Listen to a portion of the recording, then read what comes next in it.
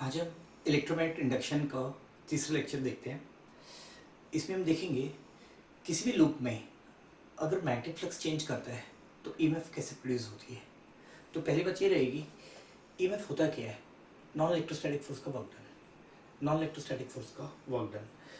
तो यहाँ पे हम देखेंगे कि जब भी फ्लक्स चेंज करता है, अगर कोई और सोर्स ऑफ ईएमएफ ना हो, अगर कोई लूप में कोई और सोर्स ऑफ ईएमएफ ना हो, अगर फ्लक्स चेंज कर रहा है मैग्नेटिक, तो ईएमएफ प्रोड्यूस होती है, करंट जाना शुरू करता है, तो एक नॉन इलेक्ट्रोस्टैटिक फोर्स उदय होगी।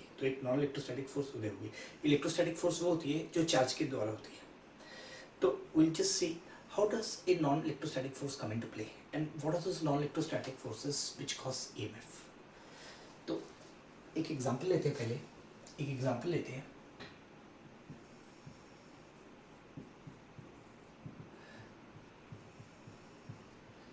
There is a fixed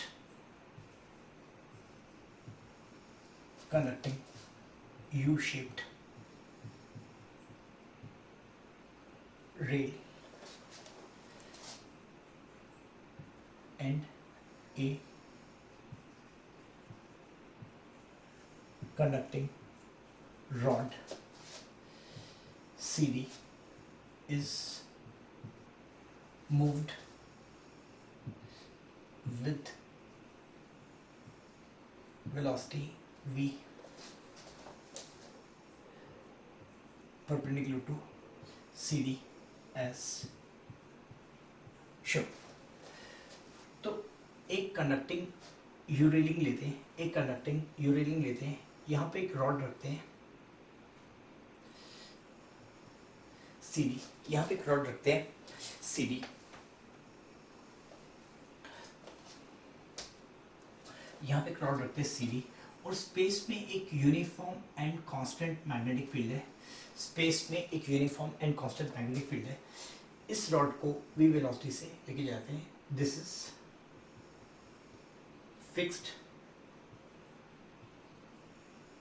conducting rail और ये कंडक्टिंग रॉड है। There is a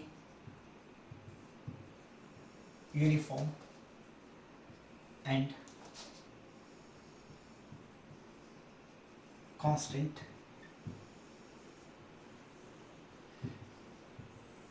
magnetic field B। तो ना तो स्पेस का चेंज कर रही है ना टाइम का चेंज कर रही है, ये मैग्नेटिक फील्ड हर जगह पे बोर्ड के अंदर है। There is a uniform and constant magnetic field perpendicular to plane of ray। So what we'll do is we have to identify source of EMF। तो हमें क्या करना है, सोर्स ऑफ ईएमएफ को आइडेंटिफाई करना है। सोर्स ऑफ ईएमएफ क्या होता है? जिस भी रीजन में नॉन इलेक्ट्रोस्टैटिक फोर्स होगी,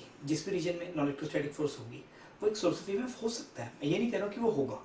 जिस भी रीजन में नॉन इलेक्ट्रोस्टैटिक फोर्स होगी, वो एक सोर्स ऑफ ईएमएफ हो सकता है।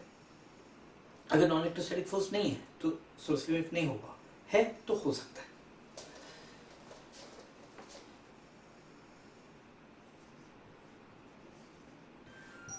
Identify the source of EMF and calculate the EMF। इस क्वेश्चन को एक बार लिख लीजिएगा। तो मैं मिटा के इसको सॉल्व करता हूँ। डायग्राम थोड़ा मोटा सा बनाना पड़ेगा, एक्सप्लेनेटरी होगा खुद से जब मैं बनाऊंगा। ये एक यू शेप्ड कनेक्टिंग रेल है, कंडक्टिंग है, ये कंडक्टर है, ये कनेक्टिंग रॉड है जिसकी वेलोसिटी भी है। तो ये साइड इसके पैरेलल है, तो पूरी रेक्टेंगुलर लूप बन रही है। जब भी इधर जा रहा है रेक्टेंगुलर लूप का एरिया बढ़ रहा है, तो मैग्नेटिक फील्ड यहाँ पे अंदर की तरफ है। तो जब ये अंदर जाएगा इस लूप में फ्लक्स चेंज करेगा, तो फैराडे लॉ से इसमें ईएमएफ आनी चाहिए, और लेंज लॉ से उस ईएमएफ का सेंस ऐसे आना चाहिए, यानी कि करंट ऐसे फ्लो करेगा। तो हमें काम करना है, फैराडे लॉ से ये नहीं पता चल रहा करंट क्यों फ्लो करेगा, फैराडे लॉ से पता चल रहा करंट फ्लो करेगा, क्यों करेगा ये नहीं पता चल रहा। तो अभी हमें देखना है करंट क्यों फ्लो करेगा, कौन सी फोर्स की वजह से करेगा, ईएमएफ कौन सी फोर्स की वजह से, ईएमएफ कौन सी नॉन इलेक्ट्रोस्टैटिक फोर्स की वजह से। तो एक काम करना शुरू करते हैं, इसको नोट कर लीजिए, फिर इसको सॉल्व करके सोर्स ऑफ ईएमएफ आइडेंटिफाई करेंगे, थोड़ा वक्त लेंगे।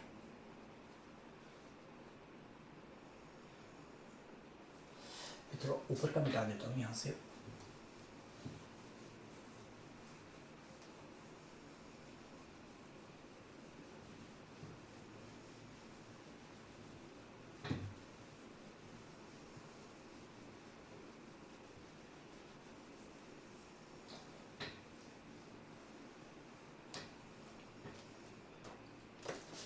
तो यहाँ पे मैं कंडक्टिंग रेल को थोड़ा सा बड़ा बना दे रहा हूँ, थोड़ा सा बड़ा बना दे रहा हूँ कंडक्टिंग रेल को।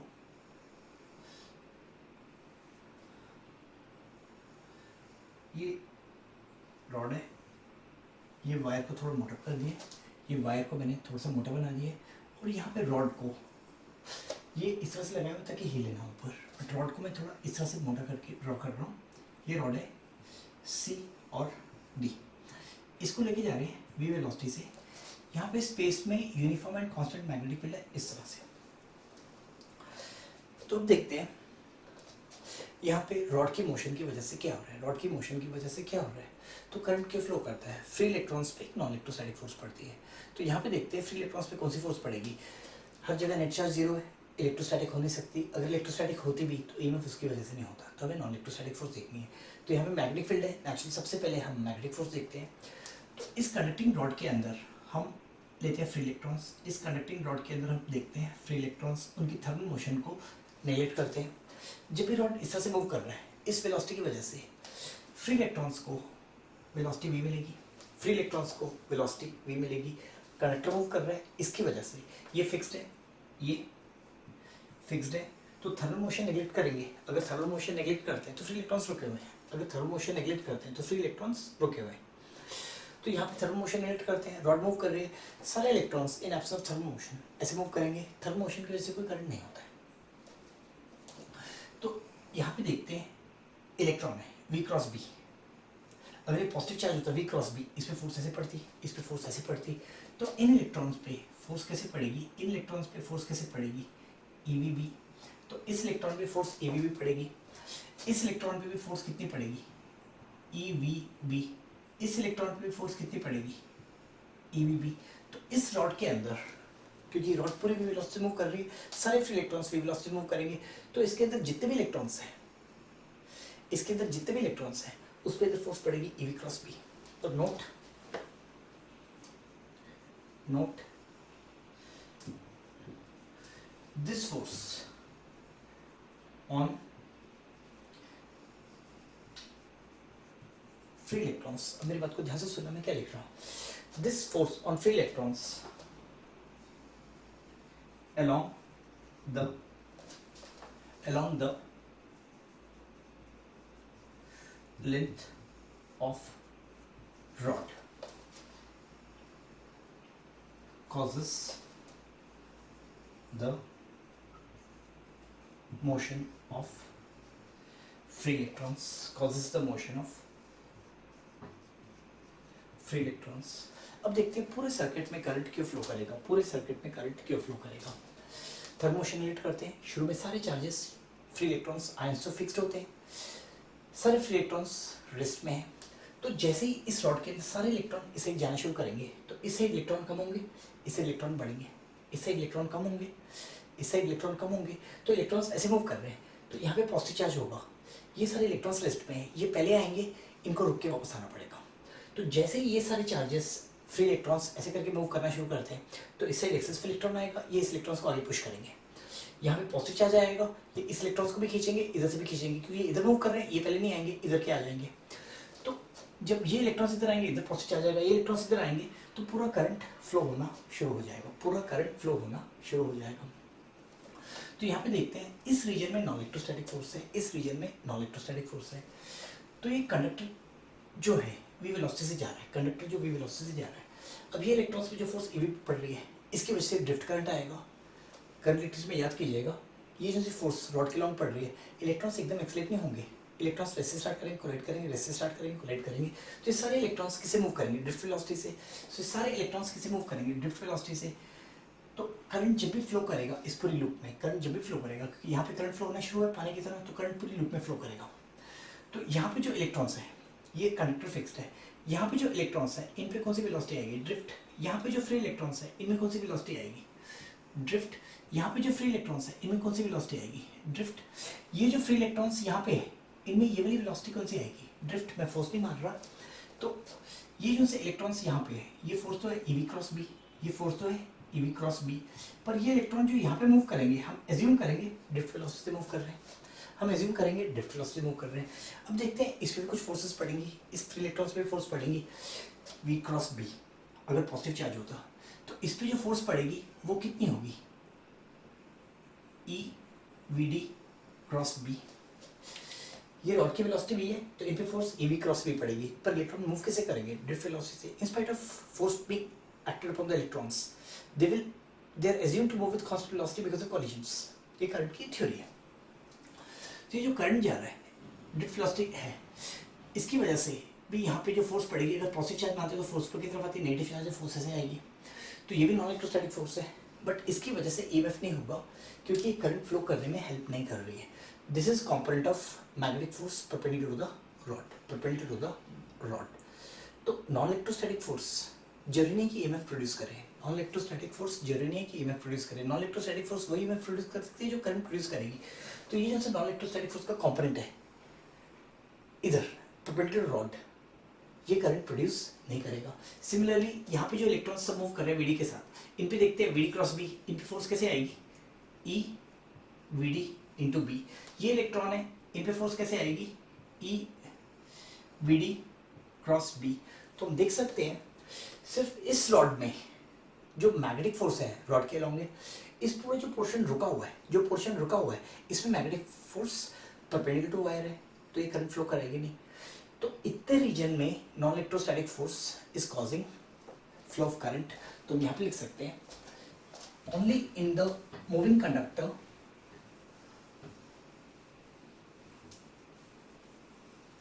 तो यहाँ पे हम लिखते हैं only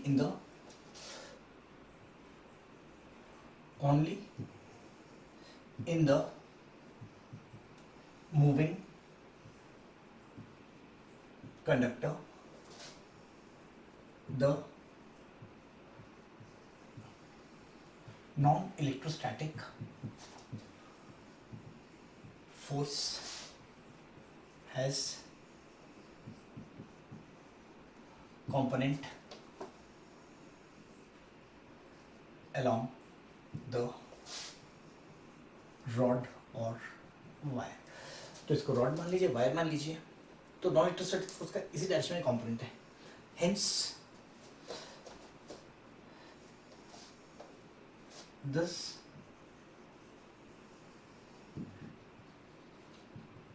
the region in which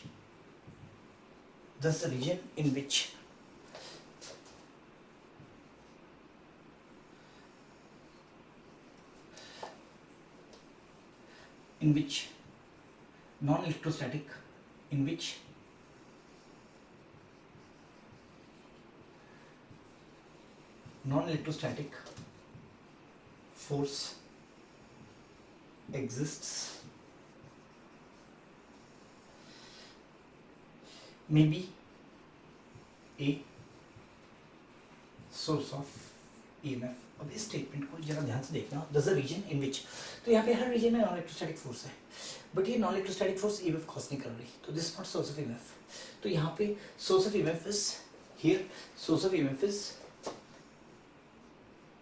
here, source of EMF is the rod CD and the non-electrostatic force and the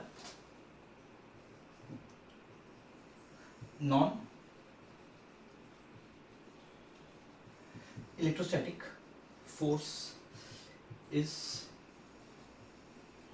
magnetic in nature।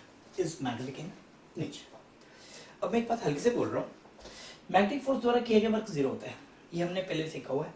Electrostatics में हम बार बार बोलते हैं कंडक्टर के अंदर इलेक्ट्रिक फील्ड जीरो होती है, इलेक्ट्रोस्टैटिक्स में हम बार बार बोलते हैं कंडक्टर के अंदर इलेक्ट्रिक फील्ड जीरो होती है। करंट इलेक्ट्रिसिटी में आते ही कंडक्टर के अंदर इलेक्ट्रिक फील्ड होती है। तो हमें इलेक्ट्रोस्टैटिक्स पे ध्यान से देखना चाहिए था, कंडक्टर में जब भी नॉन इलेक्ट्रोस्टैटिक फोर्स एग्जिस्ट नहीं करती तो इलेक्ट्रिक फील्ड जीरो होती है। नॉन इलेक्ट्रोस्टैटिक फोर्स एग्जिस्ट करे इलेक्ट्रोस्टैटिक्स में तो इलेक्ट्रिक फील्ड भी एग्जिस्ट करती है। मोशन ऑफ चार्ज पार्टिकल्स में हमने पढ़ा है मैग्नेटिक फोर्स वर्क नहीं करती, ये हमेशा ट्रू है। बट अभी हम थोड़ी देर मैग्नेटिक फोर्स का वर्क निकालेंगे, तो जितना देख रहे हैं उतना ही देखिएगा। मैं जो भी कुछ कर रहा हूँ मैग्नेटिक फोर्स का वर्क नहीं होता है, ये बात बिल्कुल सही है, फिर भी मैं मैग्नेटिक फोर्स का वर्क निकाल रहा हूँ, वक्त आने पे देखेंगे ऐसा क्यों सही आ रहा है। ऐसा क्यों? सही आ रहा है, ये बिल्कुल सही बात है। मैग्नेटिक फोर्स का नेटवर्क जीरो होता है। तो यहाँ पे ध्यान से देखते हैं, यहाँ पे हम ध्यान से देखते हैं, तो इतने रीजन में जो नॉन इलेक्ट्रोस्टैटिक फोर्स है वो करंट कॉज कर रही है। तो जिस रीजन में non electrostatic forces current cause करती हैं या कर सकती हैं, करती हैं या कर सकती हैं, उसे बोलते हैं सोर्स ऑफ ईएमएफ, उसे बोलते हैं सोर्स ऑफ ईएमएफ। तो आगे चल के हम क्या करेंगे, किसी भी सोर्स ऑफ ईएमएफ को एक इक्विवेलेंट बैटरी से रिप्लेस करेंगे। तो वो करने के लिए हमें पहले क्या देखना है, कोई भी सोर्स ऑफ ईएमएफ है उसकी पोलैरिटी चेक करनी है, कोई भी सोर्स ऑफ ईएमएफ है उसकी पोलैरिटी चेक करनी है, उसकी पोलैरिटी चेक करनी है, ईएमएफ निकालना है और इंटर रेजिस्टेंस निकालना है। तो सबसे पहले हम क्या करेंगे, इसको नोट कर लीजिएगा। सबसे पहले हम देखते हैं सोर्स ऑफ ईएमएफ की पोलैरिटी। तो हमने यहाँ पे क्या देखा, hence source of EMF is a rod CD and non electrostatic force is magnetic in nature. तो मैं यहाँ से मिटा रहा हूँ और देखते हैं सोर्स ऑफ ईएमएफ क्या आएगा यहाँ पे। तो यहाँ पे हम सोर्स ऑफ ईएमएफ को आइडेंटिफाई करते हैं। तो सोर्स ऑफ ईएमएफ क्या आएगा, तो यहाँ पे सोर्स ऑफ ईएमएफ क्या आएगा बेटा, दिस मूविंग रॉड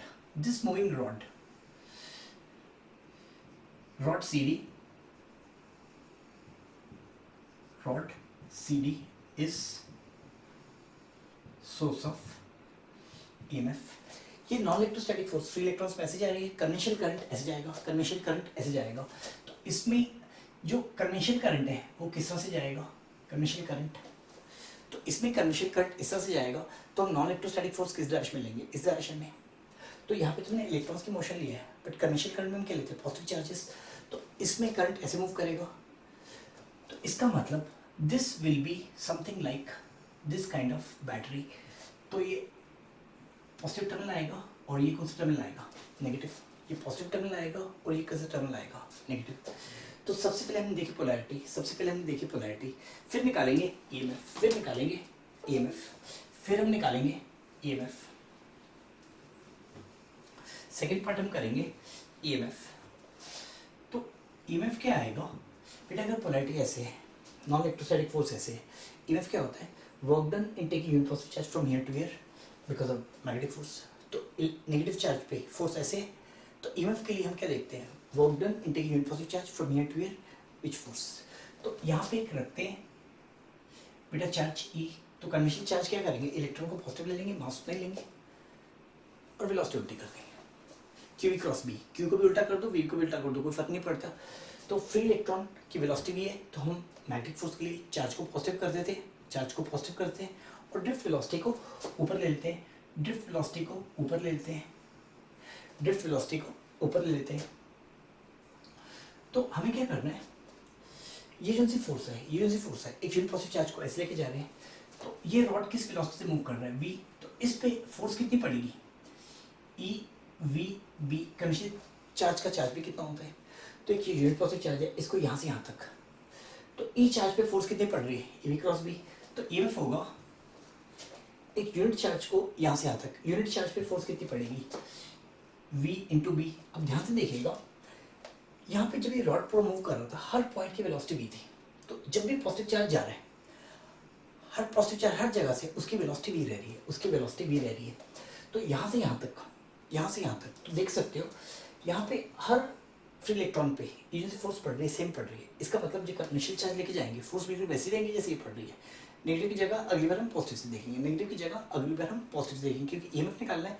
यहाँ पे हमने फंडामेंटल देखा था करंट के फ्लो कर रहा है, बट हमें क्या करना है, कन्वेंशनल चार्ज। तो यूनिट पॉजिटिव चार्ज को यहाँ से यहाँ तक लेके जाएंगे, ई चार्ज पे फोर्स आएगी EVB, यूनिट पॉजिटिव चार्ज पे आएगी VB। तो यहाँ से यहाँ तक जब मूव करेंगे, तो इसको लिख देंगे, ये अगर डिस्टेंस L है, this L is equal to CD। तो इसका EMF आ जाएगा, VB इंटू L, इसका EMF आ जाएगा। तीसरी चीज है रेजिस्टेंस। सोर्स वेव के तीन प्रॉपर्टीज आएंगी, पोलैरिटी आएगी, EMF आएगी। EMF क्या है, work done in taking positive charge from one end to other end, from negative end to positive and.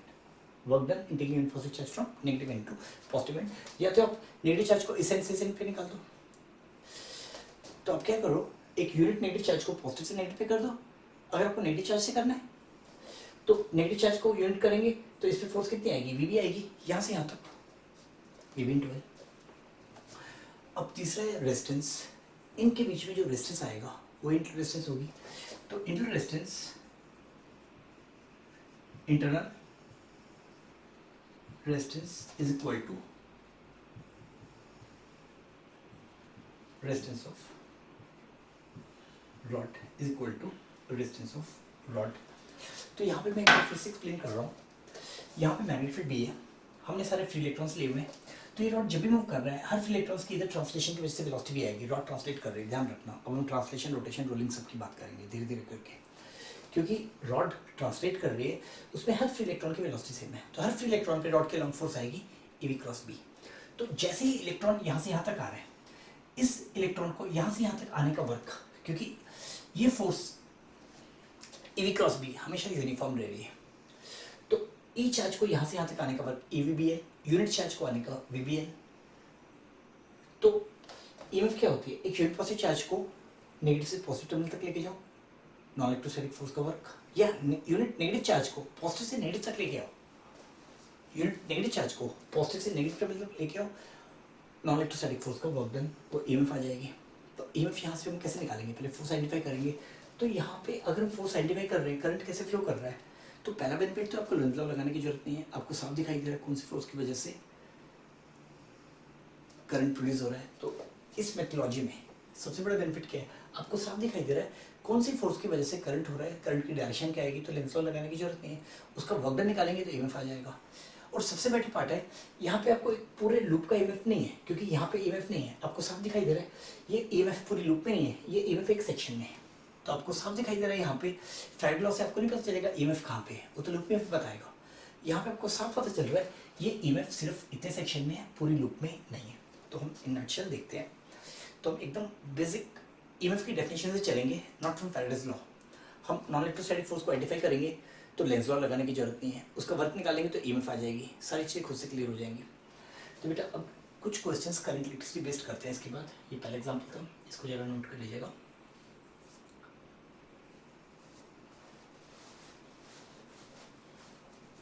तो बस ये है, पहली बार मैंने फ्री इलेक्ट्रॉन्स लिए क्योंकि करंट फ्री इलेक्ट्रॉन्स की वजह से होता है।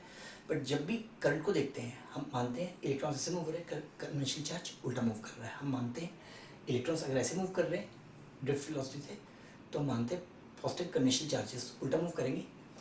तो उसका रीज़न क्या है, QV क्रॉस B। अगर Q को भी नेगेटिव कर दो, V को भी नेगेटिव कर दो, तो मैग्नेटिक फोर्स उतनी ही रहती है, मैग्नेटिक फोर्स तो उतनी ही रहती है, वो करंट की भी एक्सप्रेशन में वही आता है।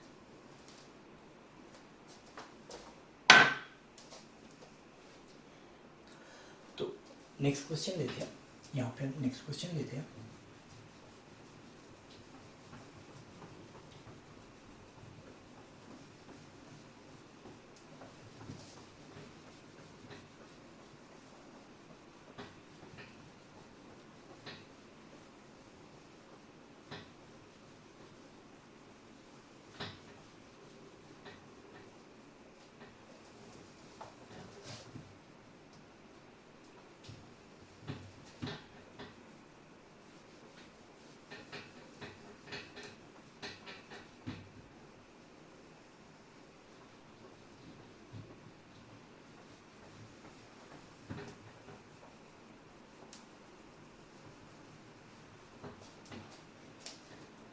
तो यहाँ पे हम सेकंड क्वेश्चन लेना शुरू करते हैं।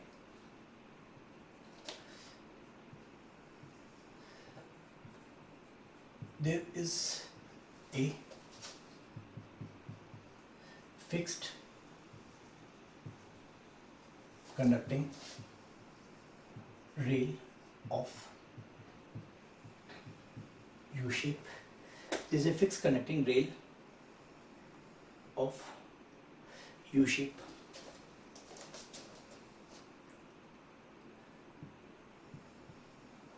Uniform and constant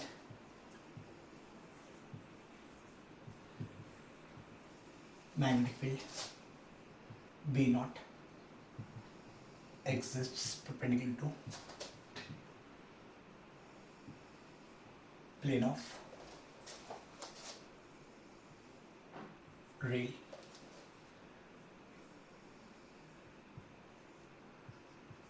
The rod CD of length L is moved to right with constant velocity. Resistance of rod CD.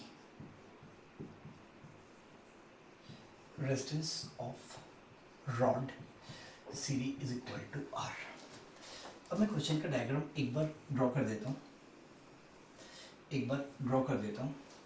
ये फिक्स्ड रेल है, यहाँ पे uniform and constant magnetic field B है, यहाँ पे uniform and constant magnetic field B है. यहाँ पे ये रॉड सी डी है, ये रॉड सी डी है जिसकी वेलोसिटी बी है. रॉड सी डी की लेंथ एल है, रॉड सी डी की लेंथ एल है. ये भी वेलोसिटी से मूव कर रही है, ये भी वेलोसिटी से मूव कर रही है. तो कंडक्टिंग रेल की रेजिस्टेंस जीरो लेते हैं, कंडक्टिंग रेल की रेजिस्टेंस जीरो लेते हैं. यहाँ पे काट के एक रेजिस्टेंस आर लगा देते हैं, यहाँ पे काट के एक रेजिस्टेंस आर लगा देते हैं. ये फिक्स पॉइंट पी लेते हैं और ये फिक्स पॉइंट क्यू लेते हैं. ये फिक्स पॉइंट पी लेते हैं और ये फिक्स पॉइंट क्यू लेते हैं. अब यहाँ पे देखते हैं resistance of rail is 0. First, identify source of EMF and find EMF. तो इस चैप्टर का सबसे important question, source of EMF को आइडेंटिफाई करो, उसकी EMF निकालो. जैसे अपने EMF निकाल ली, बेटा पोलैरिटी तो पहले निकल आएगी, EMF निकालने की पोलैरिटी तो पहले निकल आएगी, फिर रेजिस्टेंस भी आ जाएगी. तो अपने सोर्स ऑफ EMF आइडेंटिफाई कर लिया, उसकी पोलैरिटी आइडेंटिफाई कर ली, उसका EMF आइडेंटिफाई कर लिया, उसका इंटरेस्टेंस आइडेंटिफाई कर लिया, तो आप उसको एक इक्विवेलेंट बैट से प्लेस कर सकते हो. तो सारा क्वेश्चन किस में कन्वर्ट हो जाएगा? करंट इलेक्ट्रिसिटी में. तो हम ऐसा क्यों कर रहे हैं, उसके पीछे ये रीजन है. Second is find VC minus VD. Find VC minus VD, that is PD across rod, that is PD across rod. तो एक बार नोट कर लीजिए. तो थोड़ा सा मिटा के मैं सॉल्व करना शुरू करता हूँ, थोड़ा सा मिटा के मैं इसको सॉल्व करना शुरू करता हूँ. सारे टी पे कट लग चुका है. Uniform and constant magnetic field exist. The rod is move to right with constant velocity v. With constant velocity v. Resistance of rod is, resistance of rod CD is equal to R. Resistance of rail is 0. Identify source of EMF and find the EMF. Find VC minus VD. तो इस point का potential minus इस point का potential, इस point का potential minus इस point का potential. धीरे धीरे करके वैसे डायग्राम बनाएंगे, हम लिखेंगे नहीं. मैं यहीं पे यूनिफॉर्म एंड कांस्टेंट लिख दिया करूँगा, क्योंकि रेल पे काफ़ी क्वेश्चंस करने हैं. लिखते लिखते मेरी रेल बन जाएगी. तो यहाँ पे इसको मिटा के हम धीरे धीरे देखना शुरू करते हैं, धीरे धीरे देखना शुरू करते हैं.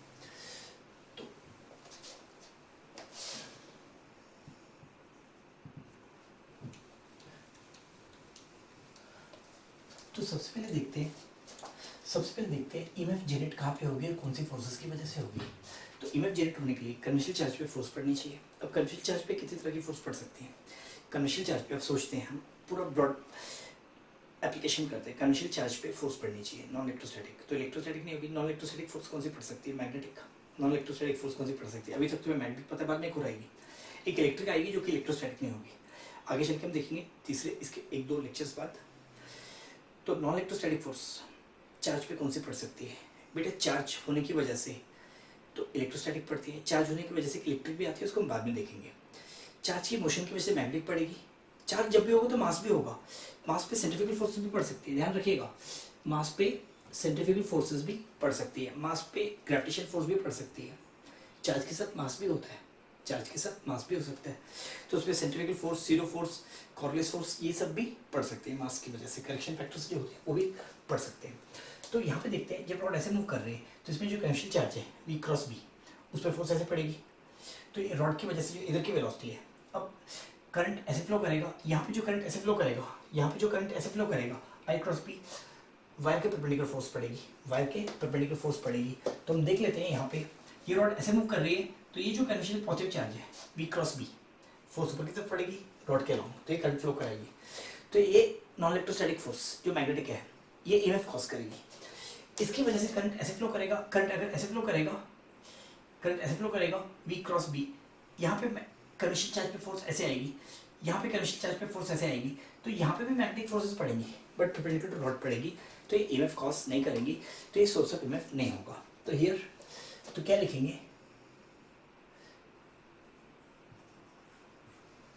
Conductor CD in motion. तो बेटा मैं जानबूझ के मोशन लिख रहा हूँ क्योंकि इस तरह की ईएमएफ को मोशनल ईएमएफ बोला जाता है। तो मैं मोशन टर्म का इस्तेमाल इसलिए कर रहा हूँ, इस तरह की ईएमएफ को मोशनल ईएमएफ बोलते हैं। तो धीरे धीरे करके नामकरण करेंगे। Conductor CD in motion is the source of EMF, is the source of EMF. तो यहाँ पे हम सोर्स ऑफ ईएमएफ आइडेंटिफाई करते हैं। तो यहाँ पे हम सोर्स ऑफ ईएमएफ आइडेंटिफाई करते हैं। तो यहाँ पे सोर्स ऑफ ईएमएफ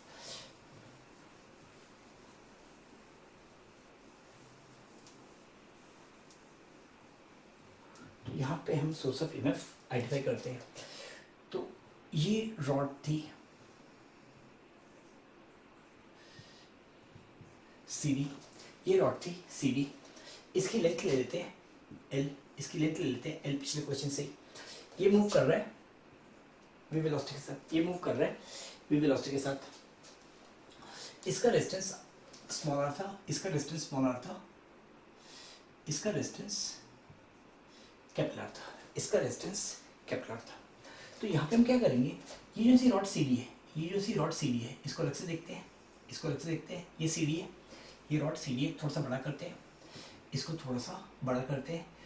ये रॉड है CD। अब फ्री इलेक्ट्रॉन की जगह कन्वेंशनल चार्ज देखते हैं। कन्वेंशनल चार्ज, कंडक्टर की वेलोसिटी कितनी है v, अंदर जितने भी कन्वेंशनल चार्ज हैं सबकी वेलोसिटी भी आएगी। तो इस कन्वेंशनल चार्ज पे कितनी फोर्स पड़ेगी, EVB। तो करंट ऐसे फ्लो करेगा। इसका मतलब non electrostatic force conventional charge पे ऐसे पड़ रही है, तो ये पॉजिटिव टर्मिनल आएगा, ये नेगेटिव टर्मिनल आएगा। तो इसको हम किस तरह की बैटरी से रिप्लेस करेंगे, इसको हम किस तरह की बैटरी से रिप्लेस करेंगे। तो सोर्स ऑफ ईएमएफ समझने के लिए एक इक्विवेलेंट बैटरी का जानना बहुत ज़रूरी है। तो इसको हम किस तरह की बैटरी एज्यूम करेंगे, इसमें नॉन इलेक्ट्रोस्टैटिक फोर्स इस तरह से है, तो ये टर्मिनल C आएगा, ये टर्मिनल C आएगा, ये D आएगा। इसका ईएमएफ निकालना है। ईएमएफ निकालने के लिए जैसे ही रॉड ऐसे मूव कर रही है, यहाँ पे हर कन्वेंशनल चार्ज की वेलोसिटी भी है, हर कन्वेंशनल चार्ज पे फोर्स यूनिफॉर्म है। तो कन्वेंशनल चार्ज जब भी ऐसे करके मूव कर रहा है, कन्वेंशनल चार्ज जब भी ऐसे करके मूव कर रहा है, ये मैग्नेटिक फोर्स कितना वर्क करेगी। तो मैग्नेटिक फोर्स का component along the rod, magnetic force का कंपोनेंट अलोंग द रॉड, ये कितना वर्क करेगा। तो जैसे ही ऊपर की तरफ जा रहा है, ये फोर्स देखना, हर जगह कंडक्टर की वेलोसिटी भी है, तो इधर तो हमेशा इसकी वेलोसिटी भी ही रहेगी। इस फोर्स से ये वाली वेलोसिटी चेंज होगी, तो हॉरिजॉन्टल वेलोसिटी तो कांस्टेंट है। तो जैसे ऊपर जाता जा रहा है, ये जैसे ऊपर जाता जा रहा है, तो ई चार्ज पे फोर्स है EVB, यूनिट चार्ज पे फोर्स कितनी होगी VB। तो ईएमएफ कितना आएगा, work done in taking positive charge from here to here by which force, V into B। Unit charge पे कितनी फोर्स पड़ेगी। तो यहाँ पे ईएमएफ कितना आ जाएगा, ईएमएफ कितना आ जाएगा VB into L, VB into L। इसके उसके बीच में इंटरनल रेजिस्टेंस कितना आएगा, तो यहाँ पे लिख देते हैं इंटरनल रेजिस्टेंस कितना आएगा R, इंटरनल रेजिस्टेंस कितना आएगा R। अब एक काम करते हैं, हमें VC माइनस VD निकालना है। तो इसमें लूप करंट I ले लो, लूप करंट I ले लो, साफ दिखाई दे रहा है, लूप करंट I आएगा। तो इसमें करंट अगर I ऐसे जाएगा, इसमें करंट I ऐसे जाएगा, सोर्स ऑफ ईएमएफ। अब ध्यान रखना, रेजिस्टेंस के क्रॉस PD IR होता है, सोर्स ऑफ ईएमएफ के cross PD E plus minus IR होता है। तो यहाँ पे देखते हैं, ये बैटरी है, क्योंकि बैटरी के क्रॉस पोटेंशियल डिफरेंस कितना आएगा EMF। ये डिस्चार्जिंग मोड में है, ये डिस्चार्जिंग मोड में है। तो अगर करंट ऐसे जा रहा है, PD कम होती है, अगर करंट ऐसे जा रहा है चार्जिंग मोड में, तो PD ज़्यादा हो जाती है, ये हमें पता है। तो VD माइनस ये कितना आएगा, minus I into R, minus I into R। तो पोटेंशियल डिफरेंस कितना हो जाएगा, EMF माइनस IR। तो सोर्स ऑफ EMF, तो अगर हम सोर्स ऑफ EMF आइडेंटिफाई नहीं करते, फैराडे लॉ से करते, तो हम PD के लिख देते IR, गलत होता।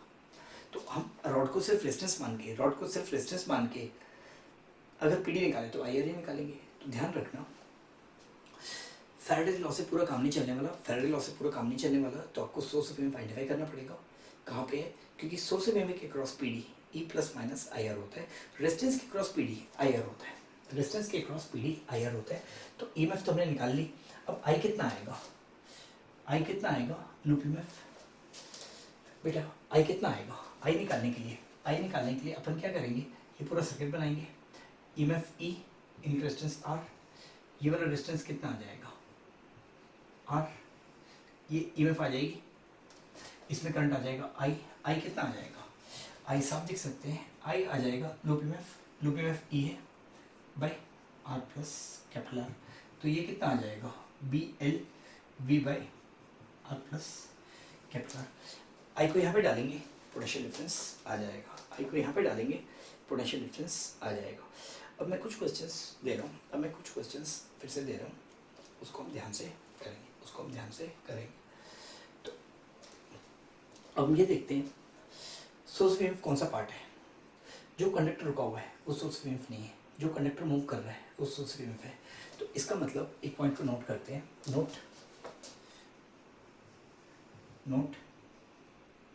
Due to motion of conductor in magnetic field, due to motion of conductor in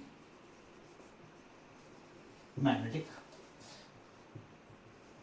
field EMF, पहले मैं विल भी नहीं लिख रहा क्योंकि हम सारे एग्जांपल्स देखेंगे, may be generated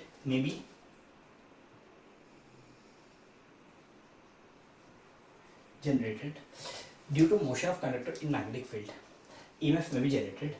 This EMF is called motion EMF. This EMF is called motional EMF. क्योंकि अगर वायर रुकी हुई है, चार्ज लेंथ के लिए मूव करेगा। देखिएगा, अगर ये रॉड रुका होता है, चार्ज लेंथ के लिए मूव करता, तो फोर्स तो वेलोसिटी के परपेंडिकुलर आएगी। तो क्योंकि अगर ये रॉड रुकी हुई है, चार्ज तो लेंथ के लिए मूव करेगा, तो फोर्स लेंथ के परपेंडिकुलर आएगी।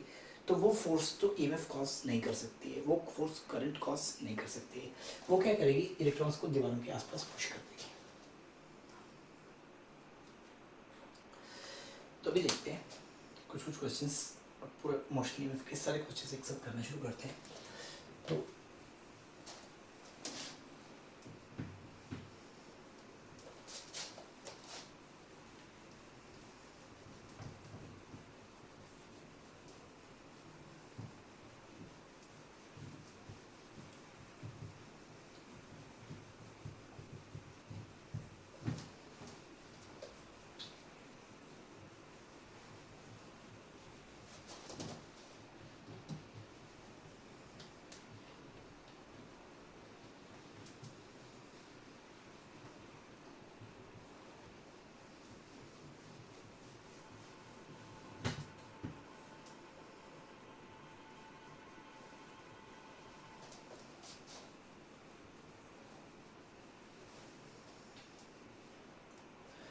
यहाँ पे देखते हैं,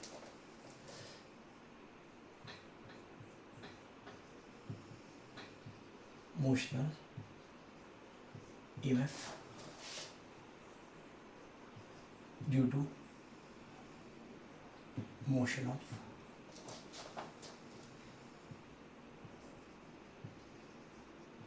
कंडक्टर्स इन मैग्नेटिक फील्ड। फिर यहाँ पे पहला केस देखते हैं, यहाँ पे हम पहला केस देखते हैं।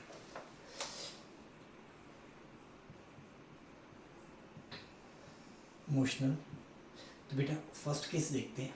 तो यहाँ पे हम केस 1 देखते हैं, मोशनल ईएमएफ। तो हम केस देखते हैं, case 1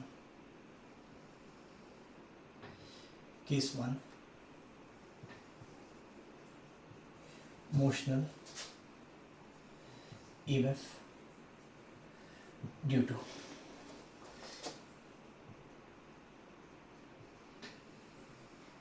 translation of state conducting rods in uniform and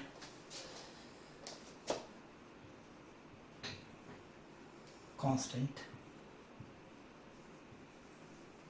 magnetic field. बेटा हम फंडामेंटली तीन केस बनाएंगे। Motion of conductors in magnetic field.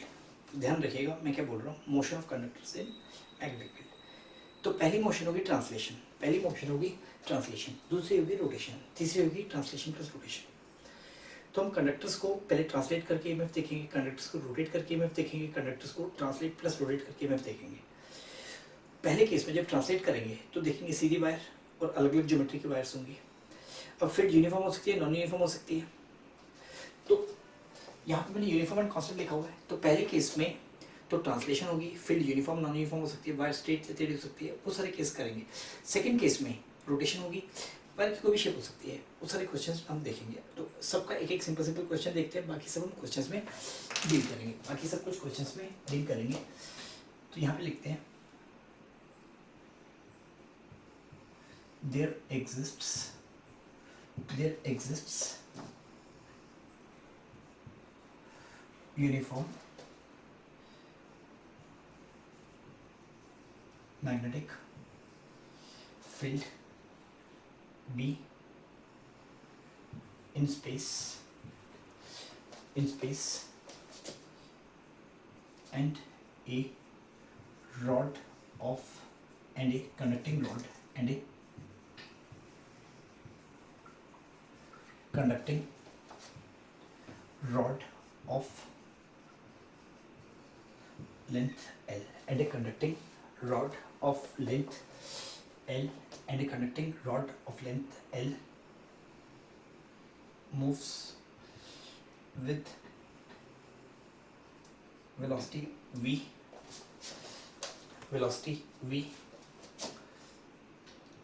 in shown 4 cases. First case A, V is parallel to B.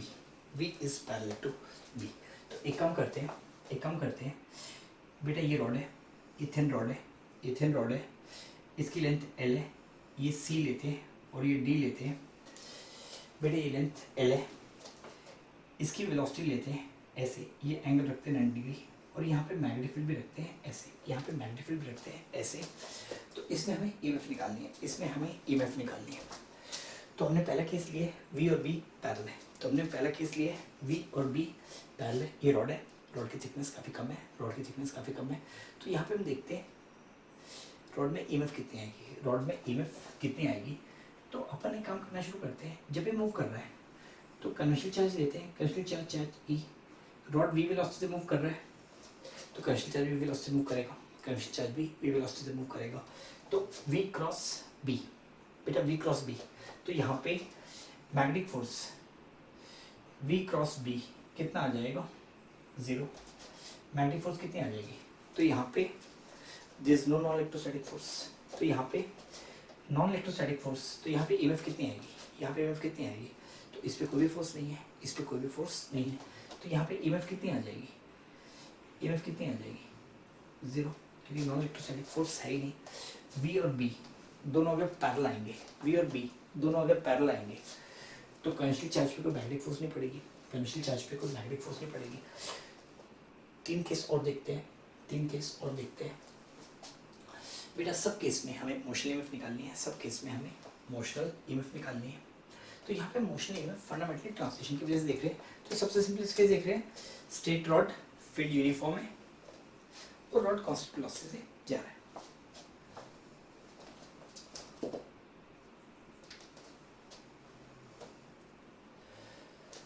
तो यहाँ पे देखते हैं, इसके बाद केस 2,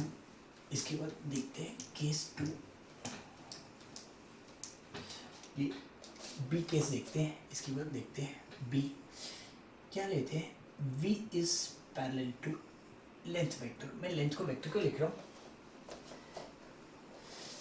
बेटा, क्योंकि वेक्टर को पैरेलल लिखना है, लाइन के साथ लिखना बहुत बढ़िया नहीं रहेगा, तो यहाँ पे काम करते हैं, यहाँ पे एक दूसरा काम करते हैं,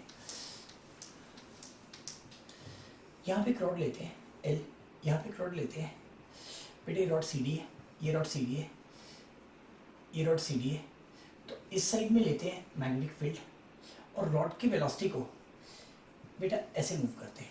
रॉड की वेलोसिटी लेंथ के पैरेलल है, रॉड की वेलोसिटी लेंथ के पैरेलल है, रॉड की वेलोसिटी लेंथ के पैरेलल है। तो यहाँ पे ईएमएफ निकालते हैं। तो यहाँ पे ईएमएफ निकालने के लिए ये रॉड को देखते हैं, ये करंट चार्ज लेते हैं। करंट चार्ज की वेलोसिटी कितनी है? v। b किस डायरेक्शन में है? इस डायरेक्शन में।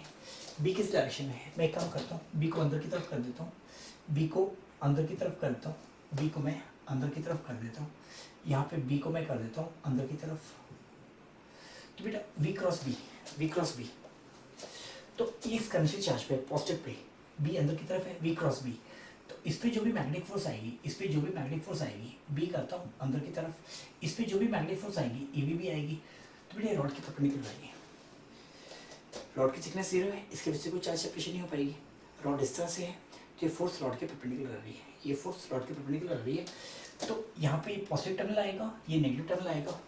तो एक यूनिट पॉजिटिव चार्ज को ऐसे लेके आ रहे हो तो ये नॉन इलेक्ट्रोस्टैटिक फोर्स पाथ के परपेंडिकुलर है। इसका वर्क कितना आएगा? इसका वर्क कितना आएगा? 0। बिकॉज नॉन इलेक्ट्रोस्टैटिक, तो यहाँ पे हम लिख सकते हैं because non electrostatic force is perpendicular to rod. EMF कितनी आएगी? 0। क्यों? वहाँ पे फोर्स 0 थी, यहाँ पे फोर्स बेटा जिस पाथ के लॉन्ग लेके जाना है उसके परपेंडिकुलर है, उसके परपेंडिकुलर तो वर्क डन आएगा 0। तो हमने किया था B parallel to B, B parallel to L।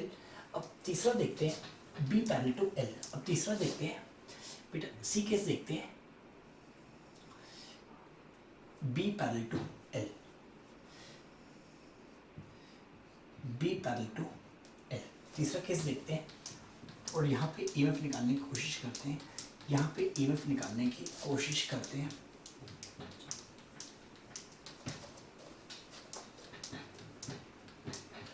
तो देखते हैं यहाँ पे ईएमएफ। अब हम फैराडे लॉ से हटते हैं, हम फैराडे लॉ से हटते हैं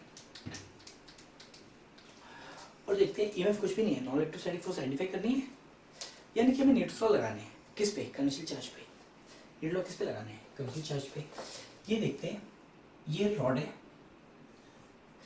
इसकी लेंथ है CD, तो मैग्नेटिक फील्ड इस तरह से है और मैं V ले लेता हूँ, यहाँ पे कन्वेंशनल चार्ज है, यहाँ पे कन्वेंशनल चार्ज है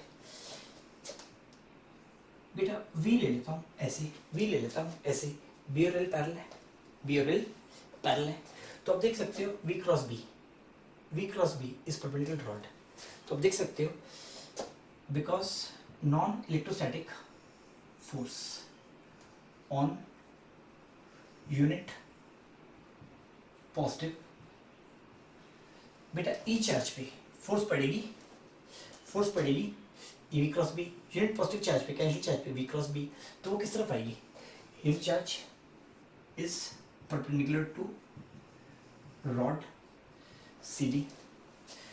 तो बेटा नॉन इलेक्ट्रोस्टैटिक फोर्स अगर रॉड के लॉन्ग आएगी, नॉन इलेक्ट्रोस्टैटिक फोर्स जिसका कंप्लीट रॉड के लॉन्ग आएगा तो ईएमएफ प्रोड्यूस होगी। रॉड के परपेंडिकुलर आएगा तो ईएमएफ प्रोड्यूस नहीं होगी। Hence EMF is equal to 0। अभी फोर्थ केस देखते हैं, all three are mutually perpendicular. अब थर्ड केस देखते हैं, फोर्थ केस देखते हैं, all three are mutually perpendicular, VLB तीनों म्यूचुअली परपेंडिकुलर। तो हमने देखा है BLV में कोई भी दो पैरेलल हो तो EMF 0 हो जाती है। आगे हम जनरल एक्सप्रेशन ड्राइव करेंगे। तो अभी तक हमने देखा है VLB कोई भी दो पैरेलल हो जाए तो EMF कितनी आ जाएगी?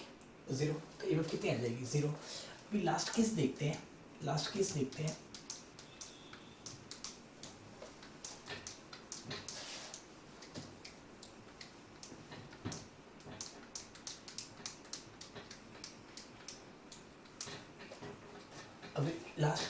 हैं, D। ये लास्ट केस देखते हैं D, V, B and L और ऑल म्यूचुअली परपेंडिकुलर। तो सबसे बेहतर रहता है मैग्नेटिक फोर्स के लिए, आपको बोला है बोर्ड के परपेंडिकुलर ड्रॉ करो। मैंने बोर्ड के अलॉन्ग ड्रॉ किया है, वो बहुत अच्छा तरीका नहीं है, आपको बार बार बोला गया है मैग्नेटिक फील्ड को जब भी ड्रॉ करना है बोर्ड के परपेंडिकुलर ड्रॉ कीजिए। मैग्नेटिक फील्ड को जब भी ड्रॉ करना है बोर्ड के परपेंडिकुलर ड्रॉ कीजिए। मैंने जो भी यहाँ पे किया हुआ है वो बहुत अच्छा तरीका नहीं है। तो ये एक रॉड लेते हैं सी डी, ये एक रॉड लेते हैं सी डी, इसकी लेंथ है एल, इसकी लेंथ लेते हैं एल, रॉड की लेंथ है एल, रॉड प्लेन में है, रॉड प्लेन में है। तो मैग्नेटिक फील्ड को ड्रॉ करते हैं ऐसे, मैग्नेटिक फील्ड को ड्रॉ करते हैं बोर्ड के परपेंडिकुलर, और वेलोसिटी को करते हैं ऐसे, सब म्यूचुअली परपेंडिकुलर है, सब म्यूचुअली परपेंडिकुलर है। तो इसमें ईएमएफ निकालनी है, हम फिर से कन्वेंशनल चार्ज देखेंगे क्योंकि रॉड मूव कर रहा है, रॉड मूव करने की वजह से कन्वेंशनल चार्ज की वेलोसिटी भी आ जाएगी, कन्वेंशनल चार्ज की वेलोसिटी भी आ जाएगी v क्रॉस बी। तो बेटा ये b है, तो यूनिट पॉजिटिव चार्ज पे फोर्स कितनी पड़ेगी vb, यूनिट पॉजिटिव चार्ज पे फोर्स कैसे पड़ेगी vb। तो जब भी रॉड ऐसे करके मूव कर रही है, एक कन्वेंशनल चार्ज यहाँ से यहाँ तक जाएगा, इस पे हमेशा इस डायरेक्शन में कितनी फोर्स पड़ेगी ev क्रॉस b, ई चार्ज पे, यूनिट चार्ज पे कितनी पड़ेगी bb। तो यहाँ पे ईएमएफ कितना आ जाएगा, तो बेटा ये पॉजिटिव टर्मिनल आएगा, ये नेगेटिव टर्मिनल आएगा, ये लेंथ कितनी है, ये लेंथ कितनी है, ये लेंथ लेते हैं एल, ये लेंथ लेते हैं एल, रॉड की लेंथ लेते हैं एल। तो ईएमएफ कितना आ जाएगा, ईएमएफ आ जाएगा V B into L, V B into L. तो बुक्स में जब भी इसको बोलते हैं तो हम लिख देते हैं बी एल वी बेटा अल्फाबेटिकल ऑर्डर में।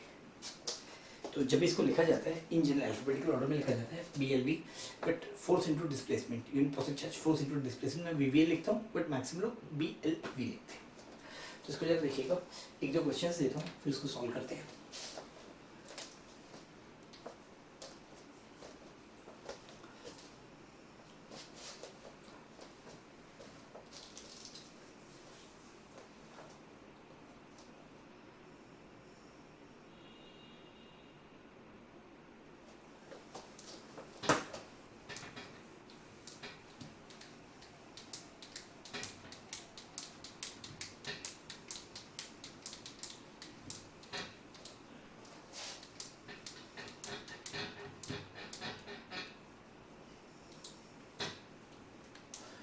एक एग्जांपल लेते हैं।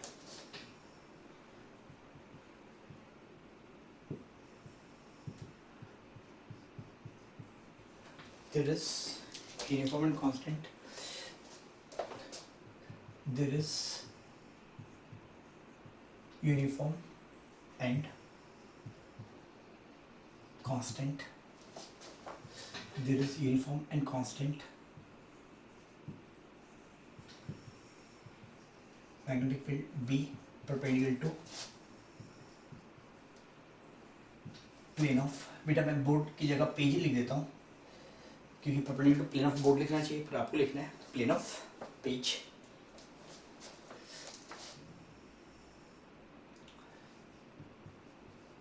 A rod is made to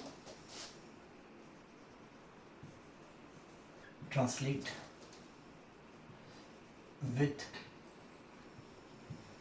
velocity v as shown, v as shown। Rod को ट्रांसलेट कराने का मतलब उसमें हर पार्टिकल की वेलोसिटी सेम है, रॉड को ट्रांसलेट करने का मतलब उसमें हर पार्टिकल की वेलोसिटी सेम है। रॉड को रोटेट कराने का मतलब सारे पार्टिकल सर्कल में मूव कर रहे हैं, सारे पार्टिकल्स सर्कल में मूव कर रहे हैं, सारे सर्कल्स कंसेंट्रिक भी हो सकते हैं, कोएक्सियल भी हो सकते हैं। तो यहाँ पे एक रॉड है, यहाँ पे एक रॉड है बेटे, ये सी और ये डी, सी डी की वैल्यू कितनी दी हुई है, रॉड की लेंथ एल, तो यहाँ पे मैग्नेटिक फील्ड बी। तो रॉड बोर्ड की प्लेन में है, रॉड बोर्ड की प्लेन में है और मैग्नेटिक फील्ड, तो रॉड और बी बेटा एल और बी तो म्यूचुअली परपेंडिकुलर है, तो यहाँ पे साफ दिखाई दे रहा है बी और एल तो म्यूचुअली परपेंडिकुलर है। This is line perpendicular to rod, तो रॉड की वेलोसिटी है v making an angle theta with this, making an angle theta with this. अब रॉड के हर पॉइंट की वेलोसिटी सेम है, तो यहाँ पे आपको ईएमएफ निकालनी है, यहाँ पे आपको ईएमएफ निकालनी है। तो अब हमें पता है बी एल वी तीनों में से कोई भी दो पैरेलल होंगे तो ईएमएफ आएगी 0। तो यहाँ पे हम सॉल्व करेंगे इसको, तो यहाँ पे हम सॉल्व करेंगे, तो बेटा ये आ गया L, ये आ गया L और ये आ गया B, ये दोनों तो म्यूचुअली परपेंडिकुलर है, ये दोनों तो म्यूचुअली परपेंडिकुलर है। ये वेलोसिटी है, तो वेलोसिटी के दो कंपोनेंट्स लेते हैं, तो वेलोसिटी को अपन दो कंपोनेंट्स लेते हैं, एक इस डायरेक्शन में v cos थीटा और एक इस डायरेक्शन में v sin थीटा। तो बेटा ये देखते हैं B, ये देखते हैं L, B L mutually perpendicular है, L और v sin theta mutually perpendicular है, तो इसकी वजह से कोई EMF नहीं आएगी। EMF किसकी वजह से आएगी? इसकी वजह से। EMF किसकी वजह से आएगी? इसकी वजह से आएगी। तो बेटा यहाँ पे v sin थीटा और L दोनों पैरेलल है, v sin थीटा और L दोनों पैरेलल है, तो इसका मतलब B L V में से कोई भी दो पैरेलल हो, कोई भी दो पैरेलल हो, तो EMF आएगी 0। तो यहाँ पे EMF कितनी आनी चाहिए? यहाँ पे EMF कितनी आनी चाहिए? EMF will be equal to, बेटा अगर B L V तीनों म्यूचुअली परपेंडिकुलर है तो इसका मतलब कोई भी दो पैरेलल नहीं हो सकते। तीनों म्यूचुअली परपेंडिकुलर मतलब क्या होता है? पहले हमने तीन केस के लिए कोई दो दो पैरेलल, चौथा केस के लिए तीनों म्यूचुअली परपेंडिकुलर, तीनों म्यूचुअली परपेंडिकुलर मतलब दोनों में से कोई पैरेलल नहीं हो सकता, पॉसिबिलिटी नहीं है।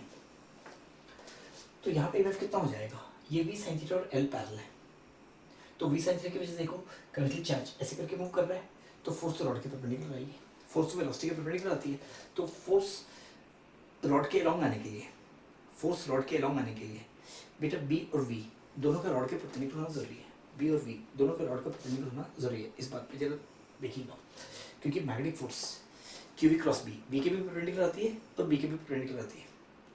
QV क्रॉस B बेटा फोर्स, मैग्नेटिक फोर्स कितनी होती है? V क्रॉस B, Q छोड़ दो, मैग्नेटिक फोर्स V के भी परपेंडिकुलर आएगी और B के भी परपेंडिकुलर आएगी, तो EMF होने के लिए मैग्नेटिक फोर्स रॉड के लॉन्ग आनी चाहिए, यानी कि V और B दोनों रॉड के परपेंडिकुलर आने चाहिए, रॉड के पैरेलल ही आना चाहिए। रॉड के पैरेलल आ गया तो मैग्नेटिक फोर्स, तो यहाँ पे EMF कितना आ जाएगा? इसकी वजह से नहीं आएगा और इसकी वजह से आएगा, तो ये कितना हो जाएगा?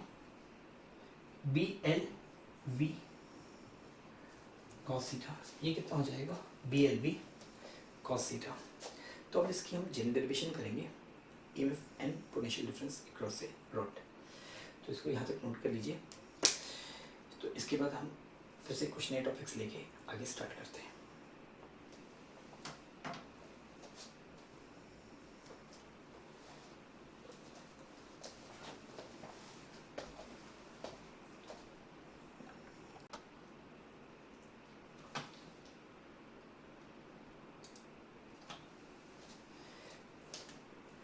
तो अभी हम एक टू लूप का एग्जांपल लेते हैं, जो कि हमने कल के लेक्चर में देखा था, उसमें वर्केज थ्योरम लगाई थी, उसमें हमने वर्केज थ्योरम लगाई थी। एक में फ्लक्स बढ़ रहा था, एक में कम हो रहा था, तो वो एग्जांपल एक बार फिर से लेते हैं।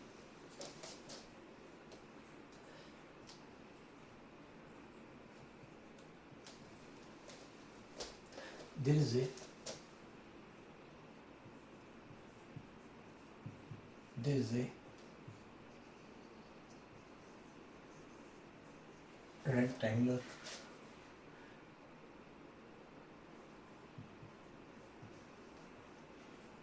wireframe of conducting wire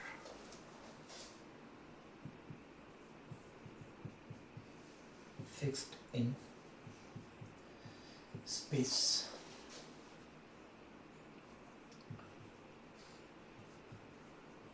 A uniform and constant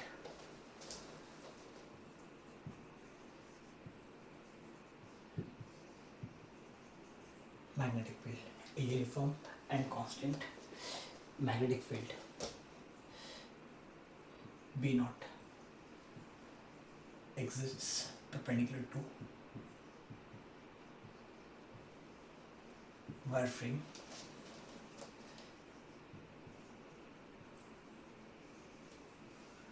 a conducting rod.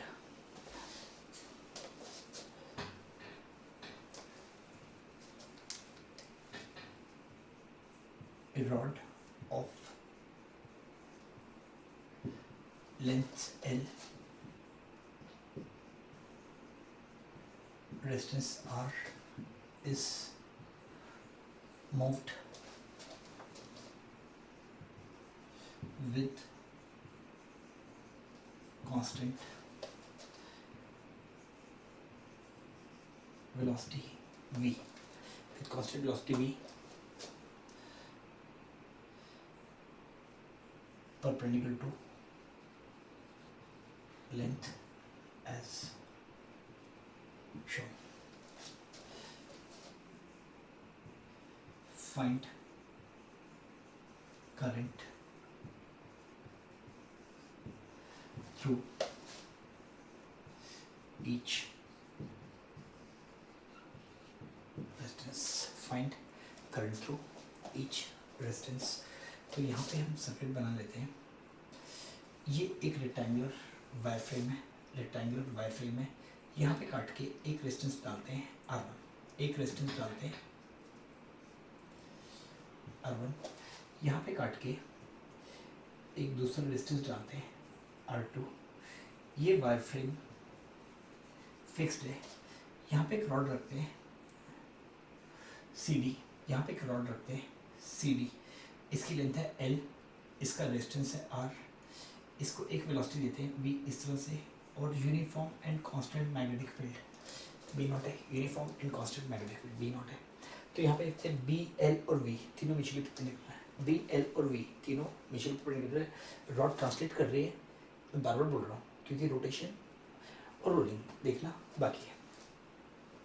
तो इसका रेजिस्टेंस, कंडक्टिंग वायर्स का कोई भी रेजिस्टेंस नहीं है. कंडक्टिंग वायर्स का कोई भी रेजिस्टेंस नहीं है. तब अब अपन को पता है यहाँ पे जितने भी कंडक्शन चार्ज हैं V क्रॉस B की वजह से नॉन इलेक्ट्रोस्टैटिक फोर्स ऐसे आएगी. तो ये सोर्स ऑफ EMF है. ये सोर्स ऑफ EMF है. यहाँ पे करंट जाता ऐसे करेगा या ऐसे करेगा. अगर करंट ऐसे मूव कर रहा है, मैग्नेटिक फोर्स इसके परपेंडिकुलर आएगी. इसमें जो करंट मूव करेगा, क्योंकि रॉड तो मूव नहीं कर रही है, तो मैग्नेटिक फोर्स वायर के परपेंडिकुलर आएगी. तो बाकी सब जगह मैग्नेटिक फोर्स वायर के परपेंडिकुलर आएगी. नॉन इलेक्ट्रोस्टैटिक होगी बट उसकी वजह से EMF नहीं आएगा. तो यही सोर्स ऑफ EMF है. यही सोर्स ऑफ EMF है. तो अपन क्या करेंगे, जो भी सोर्स ऑफ EMF है, जो भी सोर्स ऑफ EMF है उसे, तो सोर्स ऑफ EMF क्या है, तो यहाँ पे हम सॉल्यूशन देखते हैं. We'll identify source of EMF. तो हम यहाँ पे क्या करेंगे, identify source of EMF and replace by cell और बैटरी.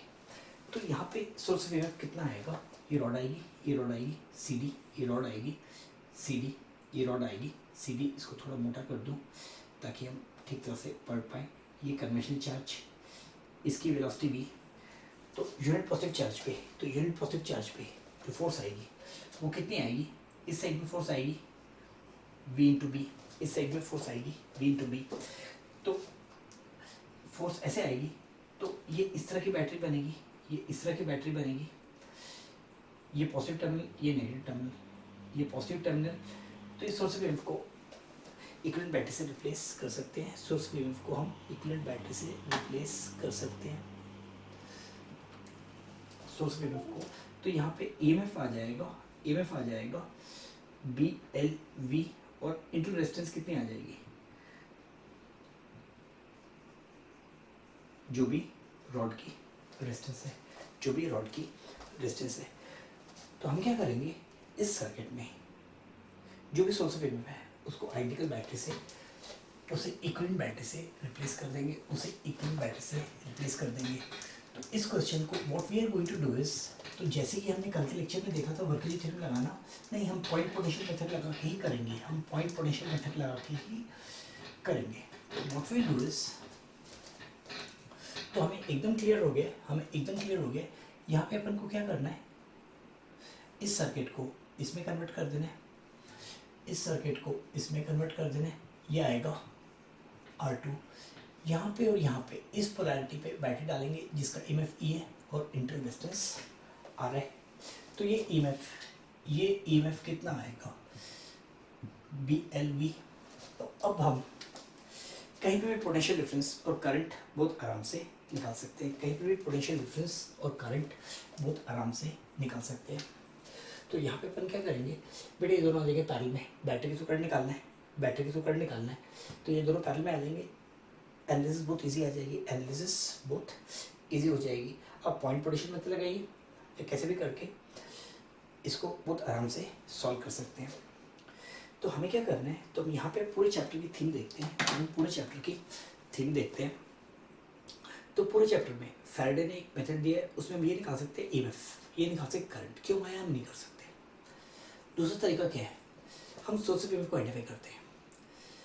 सोर्स ऑफ ईएमएफ क्या होगा, जहाँ पे भी नॉन इलेक्ट्रोस्टैटिक फोर्स, जिस दिशा में करंट फ्लो करना है उस दिशा में नॉन इलेक्ट्रोस्टैटिक फोर्स का कंपोनेंट है, तो सोर्स ऑफ ईएमएफ होगा अथवा नहीं होगा, अथवा नहीं होगा। तो अगर सोर्स ऑफ ईएमएफ है तो नॉन इलेक्ट्रोस्टैटिक फोर्स से पोलैरिटी मिल जाएगी, नॉन इलेक्ट्रोस्टैटिक फोर्स से पोलैरिटी मिल जाएगी। क्योंकि अगर नॉन इलेक्ट्रोस्टैटिक फोर्स ऐसे है कमर्शियल चार्ज पे, तो बैटरी ऐसे आएगी। नॉन इलेक्ट्रोस्टैटिक फोर्स ऐसे है कमर्शियल चार्ज पे, तो बैटरी उलट जाएगी। तो पोलैरिटी, ईएमएफ और रेजिस्टेंस तीनों निकालेंगे, उसको इक्विवेलेंट सेल से रिप्लेस कर देंगे। जहाँ पे हमने इक्विवेलेंट सेल से रिप्लेस किया, ये चैप्टर खत्म हो गया। तो हमें क्या लगाना है, करंट इलेक्ट्रिसिटी। तो हम यही करेंगे, सारे क्वेश्चंस में इक्विवेलेंट बैटरी से रिप्लेस करने की कोशिश करेंगे। कहीं पे फंसेंगे तो वहाँ पे देखेंगे कैसे करना है, कहीं ना कहीं तो हम फंसेंगे, तो उसका भी उपचार निकालेंगे। तो बेटा आज का लेक्चर हम यहीं पे ख़त्म करते हैं, अब इसके बाद हम मोशन ईएमएफ के सारे केसेस देखेंगे। सारे केस में क्या आएगा, इसके बाद हम क्या करेंगे, रॉड ने वायर स्ट्रेट ली हुई है, वायर टेढ़ी मेढ़ी लेंगे, फील्ड यूनिफॉर्म लेंगे, फील्ड नॉन यूनिफॉर्म लेंगे, फील्ड यूनिफॉर्म लेंगे, नॉन यूनिफॉर्म लेंगे। पहले ट्रांसलेशन पे करेंगे, फिर रोटेशन पे जाएंगे, फिर फील्ड यूनिफॉर्म लेंगे, नॉन यूनिफॉर्म लेंगे, वायर सीधी लेंगे, टेढ़ी मेढ़ी लेंगे, फिर रोलिंग में जाएंगे। रोलिंग में जनरली डिस्क शेप्स ही लेंगे। तो बेटा आज का लेक्चर हम यहीं पे समाप्त करते हैं।